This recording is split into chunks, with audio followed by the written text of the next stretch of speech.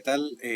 Bienvenidos a este video en el cual voy a pretender hacer una especie de análisis de una película desde la perspectiva del psicoanálisis lacaniano, ¿no? Tratando de eh, implementar algunos de los conceptos más conocidos de Lacan o algunos de los que pueda encontrar espacio para aplicar para el análisis o la lectura de esta película, ¿no?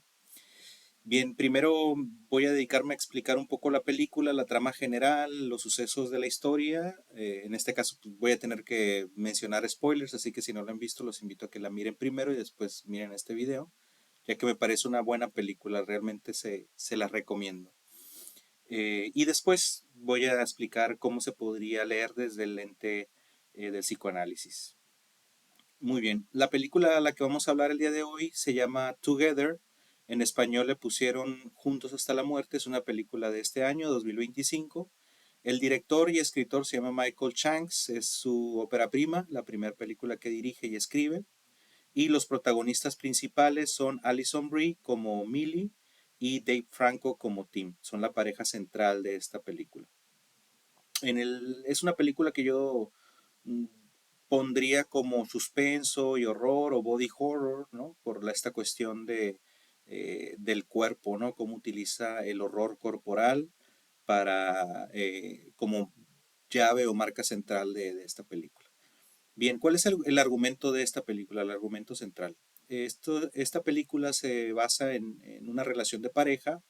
Son dos jóvenes alrededor de los 30, 35 años, los cuales tienen que mudarse fuera de la ciudad debido a que ella, quien se llama Millie, recibe una oferta laboral. Ella trabaja como profesora, recibe la oferta laboral en una escuela que está pues en los suburbios o en un pueblo y tienen que mudarse. La película, sin embargo, inicia en una escena donde están buscando una pareja en el bosque y durante esta búsqueda se presenta como una especie de cueva. Es una cueva que se encuentra, digamos, como un hoyo en la tierra y que dentro de esta cueva existe como un cenote de agua, un pequeño cenote de agua. Bien, posteriormente ya pasa a toda esta historia de la pareja, cómo ellos están haciendo una fiesta para despedirse de sus amigos y cómo se nota que las diferentes posturas de esta cuestión, en esta relación, de parte de ella, se encuentra emocionada de que ya van a vivir juntos, de que van a pasar a otra etapa de su vida como pareja, debido a que esta cuestión laboral pues los empuja, ¿no? A que ella se mude y pues él vaya con ella, ¿no? Y vivan juntos después de algunos años de andar de novios. Eh, y bueno, eh, por otro lado, él trabaja o él tiene una carrera de músico que no le ha ido muy bien, pero él sigue con ese deseo de poder tener éxito en la música y algunos de sus amigos le dicen que él ha cambiado mucho desde que está con ella, de que se iba a dejar la música y en fin, él está con este conflicto entre su deseo de la música y tal vez el deseo de ella de vivir juntos, ¿no? Y de estar en otra etapa ya de pareja más sólida, más consolidada, viviendo juntos. Esto se mira más en una escena al principio de la película donde ella en esta fiesta le hace como un semblante de postura de pedida de matrimonio. Ella se hinca, ¿no? Como mostrándole un anillo y le dice que si se quiere casar con ella, le dice a él y él se queda como petrificado, no se queda sorprendido, pero no en el buen sentido de la palabra, no por felicidad, sino porque tal vez es algo que él no espera o no está, no lo tiene tan presente o no está ahí como que sea algo que él quiere, ¿no?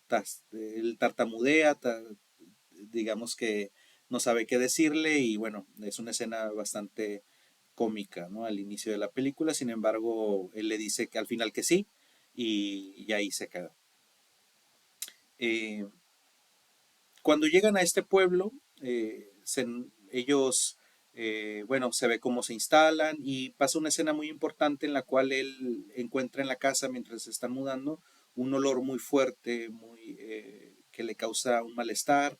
Empieza a buscar en la casa la fuente de este olor y en una de las lámparas del techo encuentra lo que se conoce como el rey rata, ¿no? Como esta bola putrefacta ya de ratas muertas anudadas por las colas, ¿no? Una bola de muchas ratas que se encuentran pegadas, ¿no? Ya putrefactas y muertas.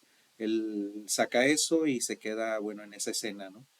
Mientras ella ya en su vida laboral conoce a alguien que se llama Jamie, otro profesor de la escuela, donde él les dice que pues le recomienda que vayan, que hagan caminatas por el bosque, ya que es lo único que hay que hacer en ese pueblo. Mientras ellos en esa misma tarde se disponen a hacer esto, ¿no? Hacer una caminata por el bosque. Ellos se pierden, empieza la lluvia muy fuerte, se pierden en este bosque y por accidente caen en esta cueva que originalmente se presentó en la película. Caen ahí y bueno, empiezan a ver que no pueden salir, que bueno, va a estar complicado mientras esté la lluvia, entonces deciden quedarse ahí la noche. Sin embargo, se dan cuenta que no tienen mucha agua, solamente queda poca agua, ella se la empieza a tomar y él decide tomar del agua que había en ese cenote en la cueva.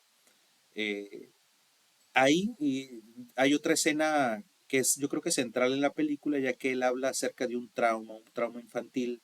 Cuando era niño, él habla de esta escena que eh, en una ocasión o al llegar a su casa o llega al cuarto de sus padres porque empieza también recordando y asociando esta cuestión de un olor fétido, ¿no? Putrefacto. Le dice a ella y le platica esta escena que encontró en el cuarto de sus padres al abrir la puerta a su mamá y el cadáver de su papá a un lado, acostados en la cama, ¿no? La expresión de su mamá era una expresión desconcertante, con una sonrisa no natural, que lo, lo dejó, digamos, como una marca de trauma para él, sobre todo al ver que estaba a un lado de un cadáver ya putrefacto del cadáver de su padre. Eh, Esto lo voy a explicar un poco más adelante de cómo se podría leer desde una perspectiva psicoanalítica.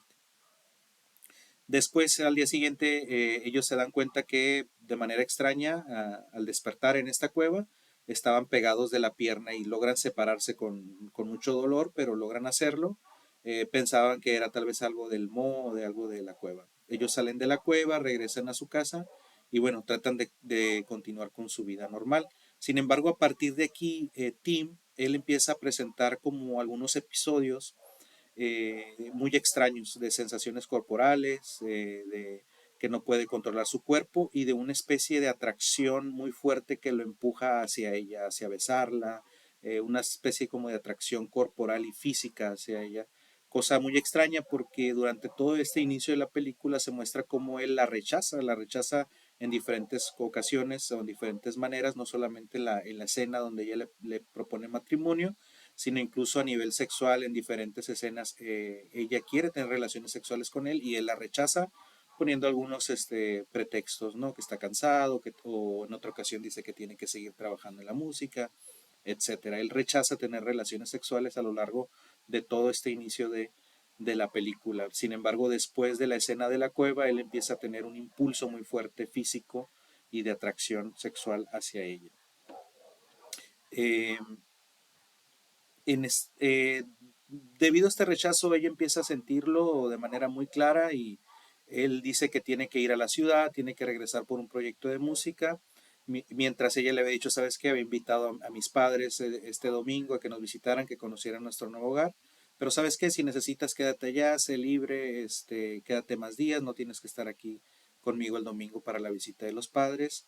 Y él dice, bueno, está bien, ¿no? Un poco de libertad, como que es lo que él desea en esta lucha entre su deseo de continuar con la música y el deseo de ella, ¿no? De que estén juntos, viviendo juntos como pareja. Sin embargo, ella lo deja en esta estación de tren, se va a la escuela, ella a trabajar, y él empieza a tener otro episodio de estos de ansiedad, muy extraños, y va y la busca a ella a la escuela y terminan teniendo relaciones sexuales en el baño de la escuela, ¿no? En el baño que es de los niños. Al parecer alguno de los niños entra, avisa a un profesor, que en este caso era Jamie, quien ya lo habíamos visto anteriormente, y ella sale de uno de los baños tratando de escudarse y decir que, ¿sabes qué? Pues me sentí un poco mal y pues por eso entré aquí al baño de los niños, pero él sospecha de que había algo raro ahí, ¿no? En este caso el otro profesor, su compañero. Eh, Curiosamente, en esta escena de sexo, al terminar ellos no se pueden separar sexualmente, sus genitales se encontraban pegados y con mucho dolor logran separarse. Posteriormente a eso, Tim decide ir a un médico, él nota que algo no está bien, le da un tratamiento farmacológico como para la ansiedad, es lo que le dice el médico, a lo mejor tienes un poco de ansiedad, te recomiendo, no sé, terapia psicológica. Y bueno, creo que ahí está la clave donde nos muestra que en el fondo esta película pues habla de una cuestión más psicológica más que algo paranormal como tal, ¿no? Aunque el tema y la película está disfrazada de esto paranormal. Posteriormente ella, Millie, va a la casa de Jamie, el compañero de trabajo, a disculparse por lo que había pasado en la escuela y ella nota algo extraño, él empieza a hablar de un culto que había anteriormente en el pueblo y que era donde estaba esa cueva. Y bueno, también le habla acerca del mito de andrógino de Platón, que también creo que es algo central en esta película. Más adelante voy a hablar por qué. Eh, Ahora, posteriormente, Tim, a pesar de que está tomando estos calmantes, sigue teniendo estos ataques como de acercarse hacia ella y también Millie empieza a tener este tipo de episodios. Cuando se dan cuenta en uno de estos, a pesar de que estaban durmiendo en cuartos separados, son arrastrados sus cuerpos a juntarse y al final tienen que cortarse con una sierra para el brazo para poderse separar, ¿no? Eh, es ahí donde ya empieza como la parte final de la película, donde se descubre, bueno, que este compañero Jamie de la escuela, compañero de Millie, era parte de este culto anterior, un culto como a esta figura mítica de andrógino, de este ser que ahorita vamos a hablar de qué se trata. Y bueno, él le dice a ella que tiene que fusionarse con él, ¿no? Que ese es el objetivo, que esa es la misión. Y al final ellos intentan, tanto esta pareja, Tim y Millie, pues de alejarse, ¿no? En algún punto él sugiere y amenaza con quitarse la vida para que esto ya deje de suceder, porque ya era muy angustiante para ellos y doloroso a nivel físico y sin embargo ella le dice que no. Eh, Ella para este momento había sido atacada por Jamie, tenía una herida muy fuerte en el brazo, la cual estaba desangrando y va a morir. Y él lo que hace Tim para salvar su vida es juntarse con ella, ¿no?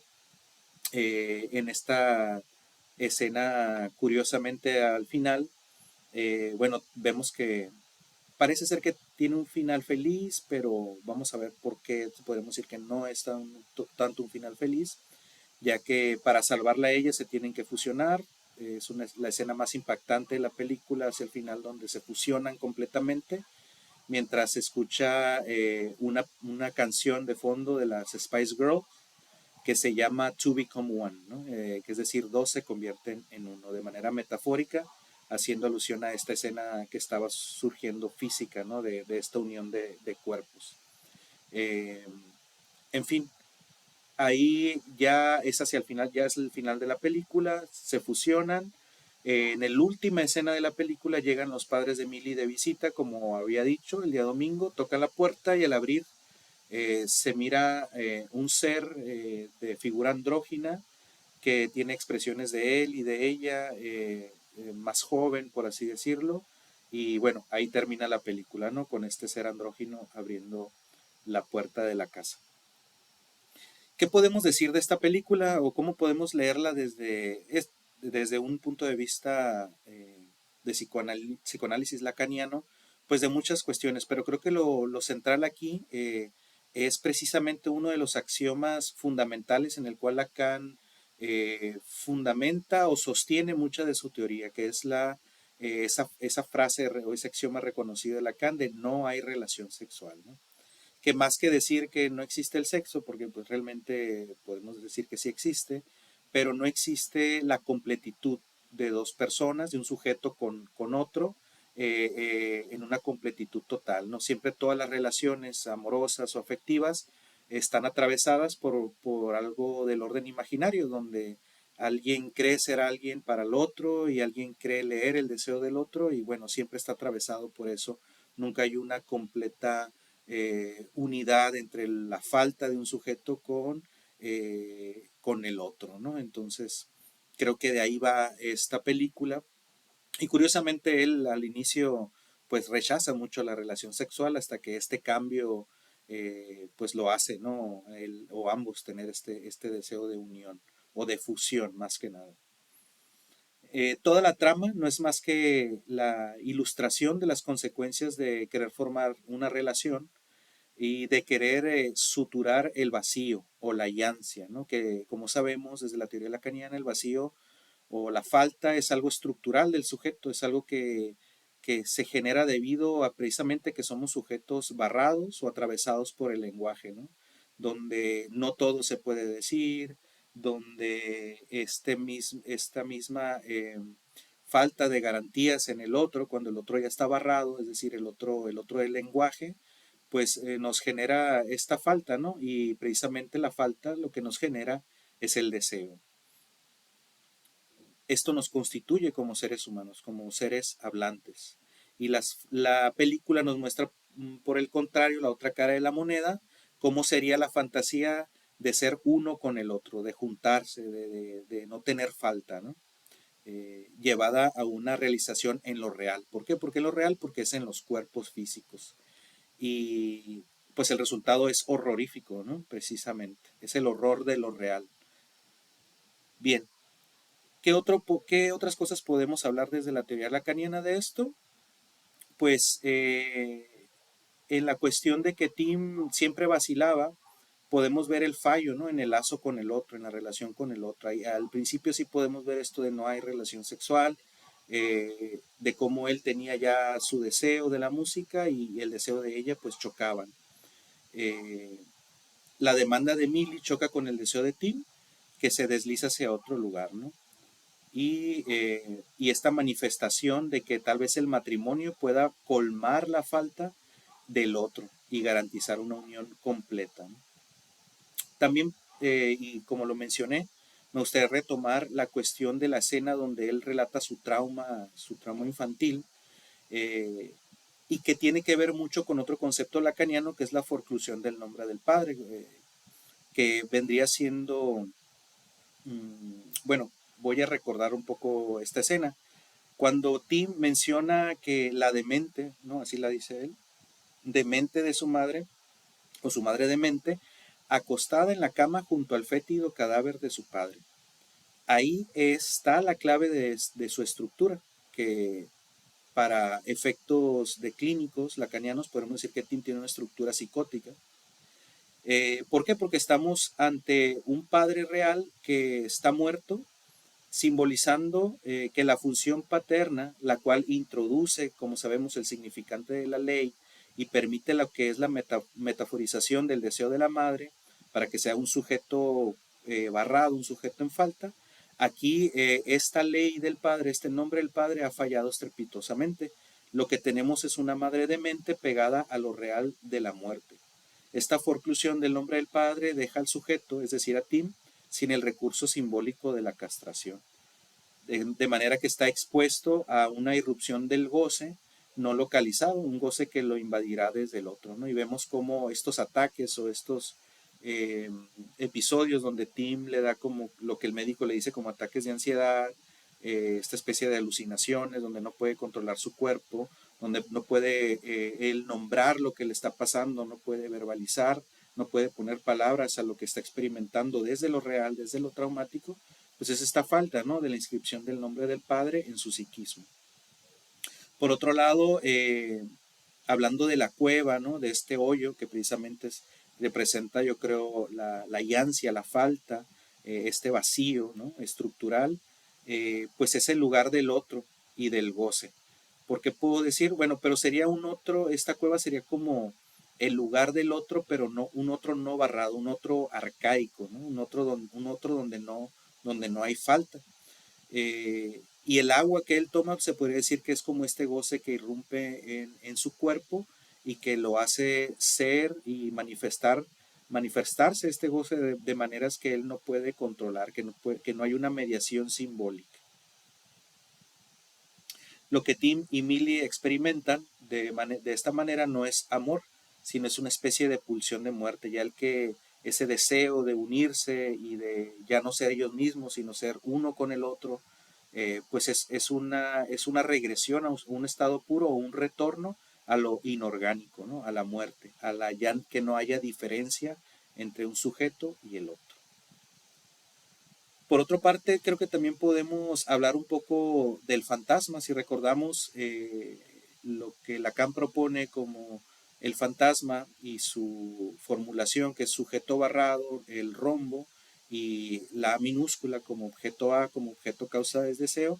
eh, este fantasma funciona en los sujetos como una especie de marco de consistencia de lo real, es lo que nos permite decir cuál es nuestro rol en la vida, cómo funcionamos. Claro que a veces ese fantasma puede ser patológico, pero en general pues todos tenemos como seres hablantes un fantasma, sea funcional o no, pero que nos permite lidiar con esto de lo real, de eso de lo que no se puede ser simbolizado a través de esto, a través del registro de lo simbólico y de lo imaginario, ¿no? Es una especie de que estos registros, los tres registros de Lacan, puedan estar, el fantasma lo permite que estén como anudados, ¿no? Y en un funcionamiento, que nos den una especie de identidad ante el otro y ante el deseo.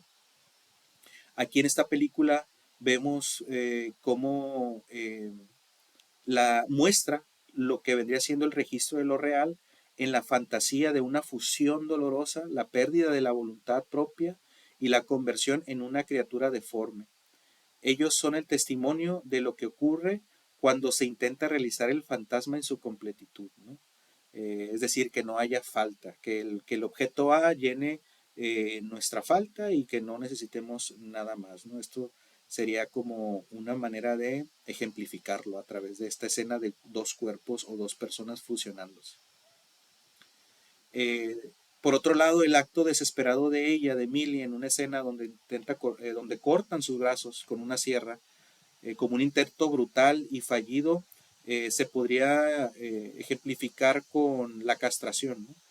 Ya que esto nos permite, la castración permite al sujeto pues reconocerse en falta, reconocerse como un sujeto que no puede estar en completitud, ni puede ser llenado totalmente su vacío, ni él mismo llenar el vacío o la falta del otro. Eh, ¿Qué más podemos hablar desde esta perspectiva?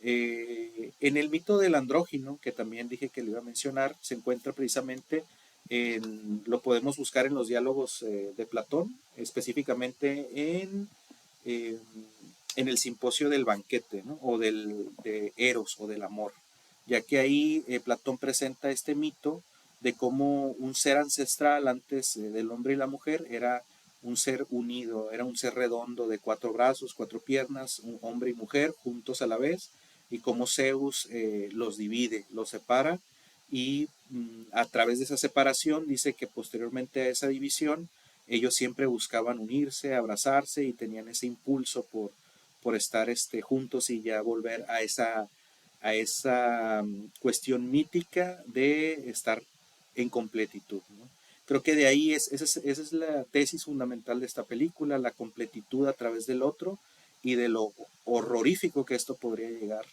a ser.